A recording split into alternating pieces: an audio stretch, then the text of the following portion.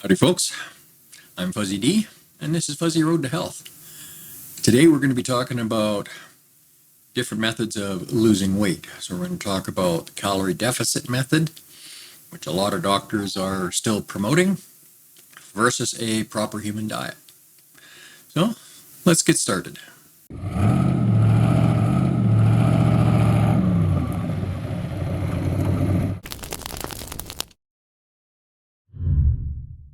So here I found a video from an actual doctor. So this is Dr. Ken Fujioka. I hope I'm pronouncing that right. So he's kind of a traditional doctor with traditional advice on how to lose weight. So let's see what he has to say, and then we'll talk about it. So how can I lose weight fast or quickly? That's an interesting one because we used to think it was bad, and it turns out it doesn't matter, just lose the weight. So if you want to lose quickly, the best way is you got to clearly restrict calories. So in other words, you're talking dropping your calories under 1,000 calories per day. One. Two, you got to be able to exercise. Another way to do it is, again, intermittent fasting, which we'll talk about, but it's where you time. Okay, let's talk about this calorie deficit stuff. First of all, if you get into a big enough calorie deficit, you are going to lose weight. That's true. However, myself and tens of millions of other people out there have tried calorie restriction as a weight loss method. And although it works for a little while, it fails miserably long term. You just can't keep up being hungry all the time. It just doesn't work. The human isn't really meant to live like that. Yes, we're meant to be fasting for prolonged periods, but we're not meant to be consistently starving ourselves. Yes, you'll lose weight, but it's bad for the metabolism. It's not about how many calories you're eating, it's about the source of those calories. So if all the calories you're eating is coming from carbs and sugar and processed foods, it doesn't matter that you're not eating that many calories per day. If you are eating not that many calories per day, it's still going to damage your metabolism. It's going to damage your mitochondria, and it's just going to damage your ability to heal and properly lose weight. You cannot lose weight when your insulin levels are constantly elevated. And if you're eating sugar and carbs, that's the scenario. So you have to be in a ridiculous amount of calorie deficit if you're eating sugar and carbs to be able to lose any weight. And it's just not healthy. As I've talked about before, when you eat sugar, your mitochondria will convert to using sugar for energy. And when it uses sugar for energy, your mitochondria gets 25% of the energy that it will when it lives on ATP derived directly from fat. Now, that's just the way it works. The research has shown this. It's proven it. When your mitochondria is operating at 25% capacity, it can no longer do its job. It can't go out and repair damaged cells. It can't even find damaged cells usually. It certainly can't eliminate mutated cells like you would have with cancer. You need to be looking at what you're eating, not how much you're eating. It's just the way it works. Now, intermittent fasting can be a tool. It can be actually a very good tool. Some days I eat 2 meals a day. Some days I eat 1 meal a day. I rarely eat 3 meals a day. I just don't need it. When I'm doing intermittent fasting, the body will eventually level out. It'll reach a state of balance, so you have to do something else to shock your metabolism. Like, it doesn't matter what method you use for losing weight. What works at the beginning will slowly stop working as you reduce the amount of fat in your body and you're reducing your weight. You normally just don't burn off as many calories in a day with your normal activity level. So sometimes you need to shock your system to be able to kind of break it free and continue to lose weight. I know I've had to do this regularly. Once I lost the first about 200 pounds, ever since then, I have to keep resetting myself every few months to get that weight loss going again. Most of what this doctor and many other doctors are telling people just doesn't work. Not only does it not work, it's not healthy long term. Time restrict your eating so that you're going maybe 16 hours a day of fasting and eating in an 8-hour window. All these things work well. The last one that probably gives the fastest is using these protein shakes and protein bars and doing 1 small meal a day.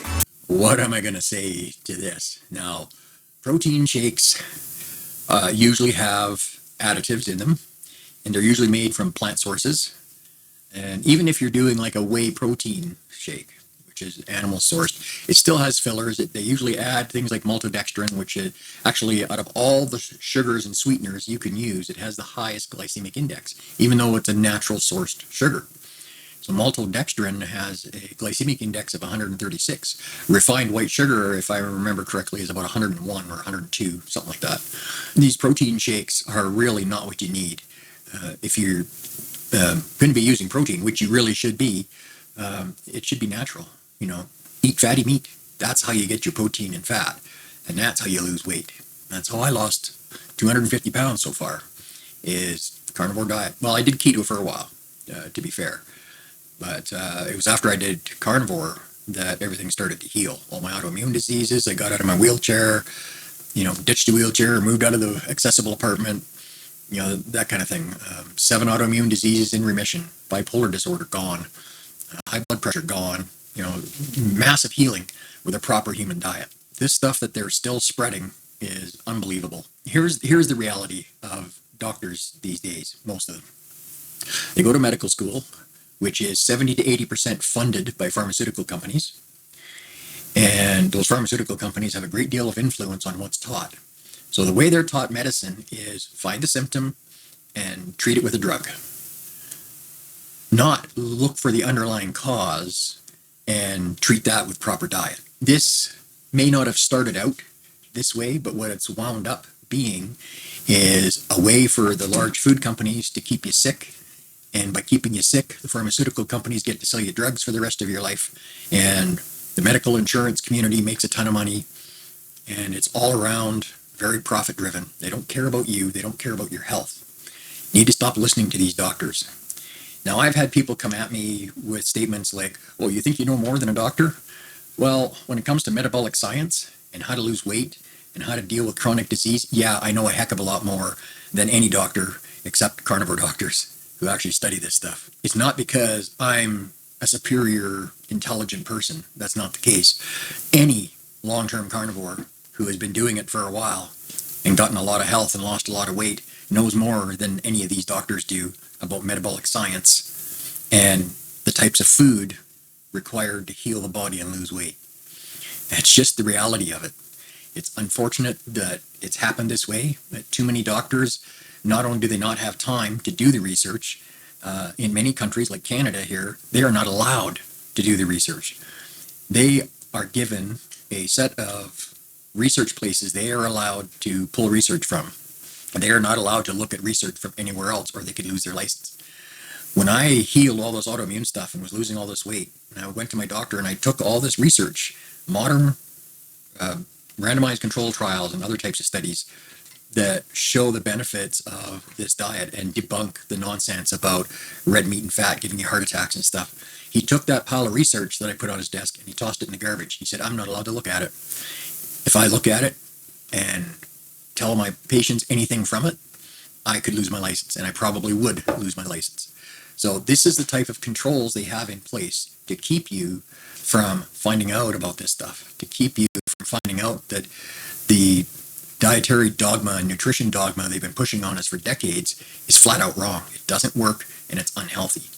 This is why 60% of people are either overweight or obese. This is why children in school are getting diabetes or are pre-diabetic, because of all this dietary nonsense that's being shoveled into them by the government and the doctors. It's absolutely unconscionable what they're doing to the population for the sake of profits. Now that you've seen this video, you know better, and you know you've got some different choices, and there's some light at the end of the tunnel.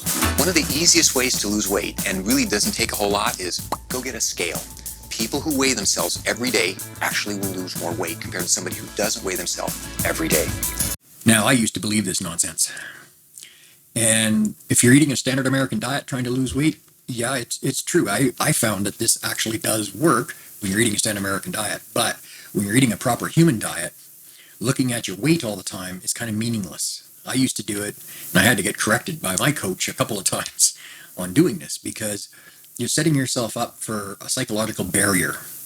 And when you're concentrating so much on every little pound, you're losing sight of the goal of getting healthy. A lot of times when it looks like you're gaining weight, you're not actually putting on fat. What's happening is as you're feeling better and you do some more activity. It doesn't even have to be working out at the gym, just walking around and doing stuff. You're going to burn more energy and you're going to start to feel better. And as you continue to improve your health this way, things will just keep getting better and better, and your body will become more efficient. Another way is just not necessarily taking away, but yeah, you got to add in the exercise. Now, I will admit Now, the exercise thing is important for a couple of reasons. Number one, if you're starting off and you're very sick and you've got insulin resistance and fatty liver disease and all these kinds of things from eating all the bad food, you need to do a little bit of exercise to build some muscle, because the more muscle mass you have, the faster your body can deal naturally with spikes in your glucose levels, so that it doesn't have to use more insulin to do it.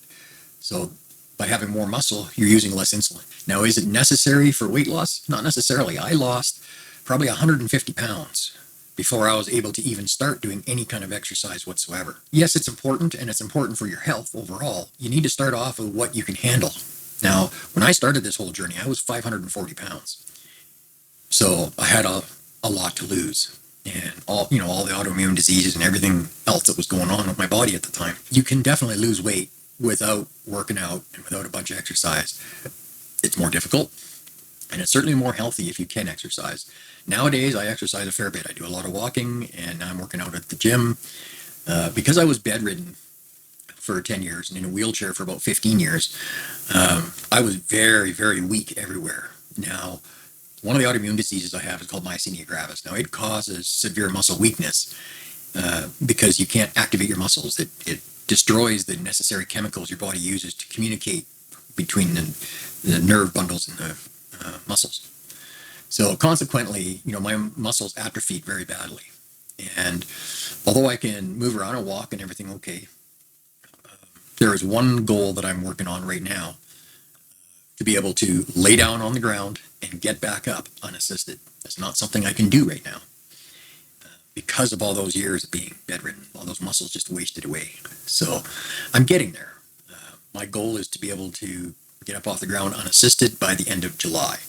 Luckily, here in the hotel we're staying at for the moment, they've got a gym that I can access every day whenever I want. So that's nice. It's not a huge gym, but it's got the equipment I need to work on this stuff. There's going to come a time in every health journey where getting some exercise and working out at the gym is probably going to be part of it, but it's not necessary. So there's another point where this doctor is kind of, sort of, maybe right in one way, but completely wrong in another. You do not require a bunch of exercise to lose weight. It's helpful, but not necessary. It seems to work a little bit better for men, but it will work for women, but add in exercise. Another very simple way is getting enough sleep. There are a lot of Americans that get maybe 5 or 6 hours of sleep. Okay, sleep. Now, sleep is an interesting thing. I discovered, when I was bedridden, I was sleeping 14 to 16 hours a day. When I went carnivore, within about 3 weeks to a month, I couldn't sleep more than about 6 hours. Occasionally, if I was really tired for a couple of days doing a lot of work and stuff, I could maybe get 7 hours. Now, so far, I've been doing this for 2.5 years, and I haven't had any negative side effects from only getting 5 or 6 hours of sleep a night. However, I'm older. I don't feel tired. So I don't know the science behind this. I know that it does have an effect. I don't really understand the science. Do I need less sleep because I'm carnivore? I'm not really sure. It seems to be that way, but that doesn't prove anything. One thing that I try to be careful about these days is, not just make statements without actual evidence. Does it appear that way? Kind of. I haven't seen anything yet to disprove it, but I haven't been studying in that area either. I've been concentrating my studies on metabolic science for the most part, because that's where the real magic is for both weight loss and health. So it's metabolic science. If you really want to get into it, a really good book to start with is called Metabolic Freedom by Ben Azadi. Now, it is available on Amazon. I got the Kindle version for $20. It's fairly recent. I think it came out in May of this year. And if you look in the foreword to the book, he's got about 20 endorsements 8 of those I counted are from other doctors, very well known and respected doctors in the low carb community. So now he doesn't talk much about carnivore. He does do carnivore occasionally, but he's more of a keto guy. But the actual science behind what he's talking about is valid. And for a lot of people, keto works just fine for health and weight loss. For me in particular, I tried keto and I lost weight, got stuck, but it didn't do much for my autoimmune diseases and other medical issues that I was dealing with. It wasn't until I went carnivore that stuff really began to heal. For me, it was necessary because I damaged my body so bad. For many people, it's not necessary. Yes, anyone can do carnivore and be healthy on it, because it is the healthiest way to eat that exists. However, not everybody needs it. And if you don't need it, why do it? If you can have more enjoyment out of your food and not have to do carnivore, that's great. Me, there's very few foods that I miss being a carnivore. And every time I try to step out a little bit and reintroduce something, it makes me sick. So I've kind of stopped trying to do that, at least for the next few years. So when we look at what food is best for weight loss, there really is no superfood or the food, but rather it's unprocessed foods. It's real clear that in the U.S. diet, our diet is highly processed. So going more towards fruit. You don't need to juice it. You don't need to get the pill. Just eat the piece of fruit. Same with vegetables. And almost all vegetables really are quite good. Beans, peas, corn, they're fine. But also, as you may have guessed, I take great exception to those statements. There actually is a superfood for health and weight loss. It's called fatty meat, fatty red meat. And it really is a superfood. One thing that a lot of people miss about fruit and vegetables is fruit, of course, has a lot of sugar, natural sugar.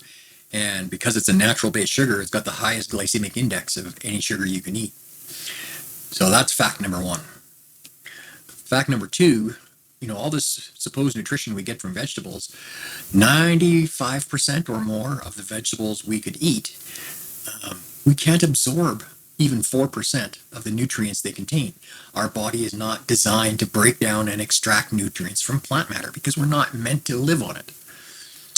Even our teeth, if you look at our teeth, the way they're built, they don't seem that big, but they're built to grind meat, not grind plants.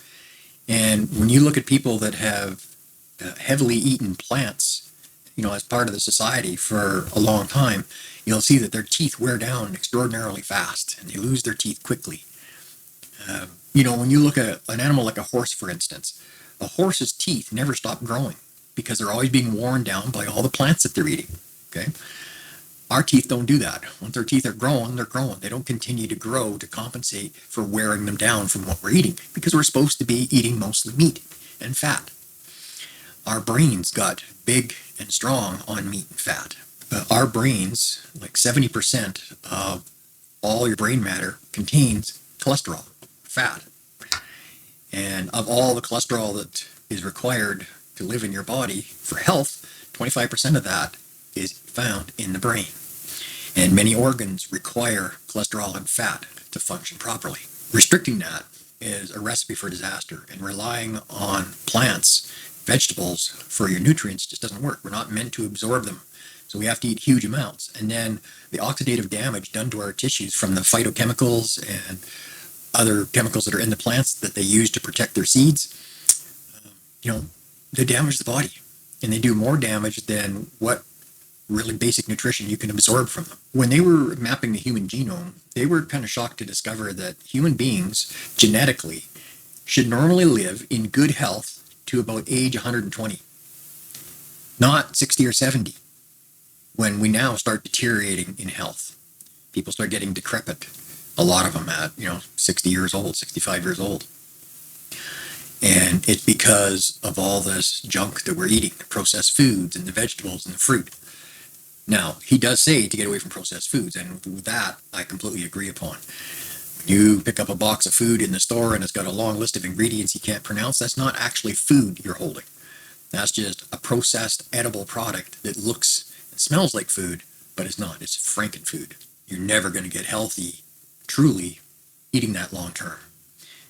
Now, a lot of people will go to like a plant-based diet and find some healing. Well, that happens because they're also giving up seed oils and processed foods and that kind of thing. Or I'm hoping they're giving up seed oils, but they're definitely giving up like the processed foods and the sugar and stuff like that. Those are the ones that will start to see some benefit. but I've seen time and time again people who do the vegan thing long term and then they start getting sick. It's got to be confusing for them because at first they're getting healthy and they think it's all the plants they're eating, and it's not. It's the lack of the other crap food that they're eating. I'll give you a good example, something I just read about yesterday. Leanne Rimes, who has been vegan for quite a number of years, she actually had to walk off stage the other night because her teeth began falling out in the middle of her performance. I'm thinking she's not going to last too much longer as a vegan without dying. That's just the reality.